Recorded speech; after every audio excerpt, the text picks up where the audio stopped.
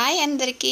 ఇలా మొలకెత్తిన శనగలతో అందరికీ నచ్చేలా టేస్టీగా ఇలా వెజ్ ఆమ్లెట్స్ అనుకోండి, ఇలా చేసి పెట్టండి. సూపర్ టేస్టీగా ఉంటాయి. వీటిని చేసుకోవడానికి ఇలా ఒక కప్పు మొలకెత్తిన శనగలు, అరకప్పు బియ్యం, నానబెట్టిన బియ్యం, ధనియాలు, జీలకర్ర, పచ్చిమిర్చి, ఇలా కొత్తిమీర కాడలు, అల్లం ముక్కలు, వెల్లుల్లి రెబ్బలు, మీకు టేస్ట్కి సరిపడా ఉప్పు, వాటర్ వేసుకొని దీన్ని ఇలా దోసపిండిలా గ్రైండ్ చేసుకొని దీనిలోకి క్యారెట్ తురుము, ఆనియన్స్, కరివేపాకు, కొత్తిమీర వేసుకొని వీటన్నింటిని కూడా ఇలా బాగా మిక్స్ చేసి టేస్ట్ చూసి సాల్ట్ని కానీ కారంని కానీ అడ్జస్ట్ చేసుకోండి. ఇప్పుడు ఇలా బౌల్లోకి ఆవాలు, జీలకర్ర, నువ్వులను వేసుకొని మిక్స్ చేసి రెడీగా పెట్టుకొని ఇలా పెనంపై ఆయిల్ వేసుకొని ఈ పోపు గింజలను వేసుకొని ఇలా ఒక గరిటెడు పిండి వేసుకొని ఇలా కొంచెం స్ప్రెడ్ చేసి మూత పెట్టి దీన్ని ఇలా పైన పిండిలా లేకుండా ఉడికించుకున్న తర్వాత ఇప్పుడు మరోవైపు తిప్పి వేసుకొని ఇలా రెండు వైపులా కాల్చుకొని తీసేసుకోవడమే. దీన్ని ఇలానే తిన్నా, పెరుగులో ముంచుకొని తిన్నా, పెరుగు నచ్చని వాళ్ళు చట్నీతో సర్వ్ చేసుకున్న సూపర్గా